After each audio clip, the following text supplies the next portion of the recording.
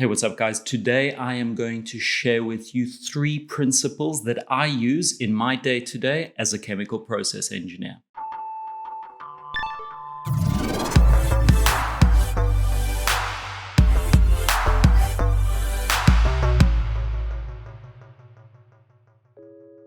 Look, I get it, they're not all applicable all of the time, but I do find myself reverting back to these 3 principles pretty often. Principle number 1.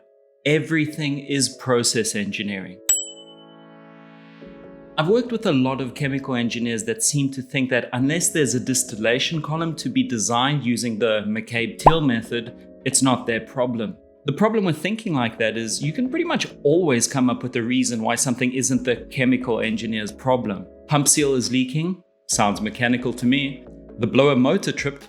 Call out the electrical guys. Something tripped on high temperature? Sounds like you need an instrumentation person to look at the thermocouples. There was an unexpected shutdown of the entire plant in the middle of the night? I think you need to go speak to the operators.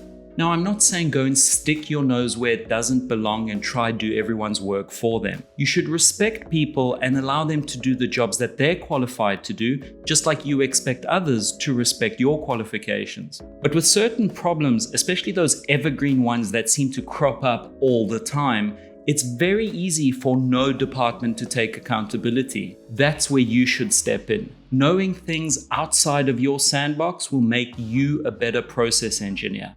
Know what pipe schedules you have on your plant. Know the difference between a 2-pole and a 4-pole motor. Finally figure out what the hell a solenoid is. Everything is process engineering. Point number 2, stop rushing to solutions. People seem to think that engineers start with problems and come up with solutions to those problems. And a lot of the time, that is the case. But if you work as a process engineer and you are troubleshooting problems and you're going from problem straight to solution, you're missing a step. My very first mentor used to say that he would never name projects after the solution he was implementing. Rather, he'd name it after the problem he was trying to fix. And that's because you don't want to be married to a solution. You are missing a step between problem and solution, and that's called the cause. You see, despite what people may think, solutions are pretty easy. You can always throw money at the problem. You can always install bigger equipment or standby equipment. But the problem with going straight to the solution is if you haven't properly identified the cause, it may be the wrong solution. How often have you heard that the reason you're not getting enough flow is because you need a bigger pump, you need a bigger valve CV, or you need a bigger pipe diameter? If yesterday you were getting enough flow and today you're not, likely it's not because any of your equipment is too small. If you don't properly evaluate the cause of your problem and implement a solution such as a bigger pump, you are going to have a pump with your name on it. That will be the really expensive pump that Pat installed, because he went straight to the solution. Point number 3, act as if it was yours.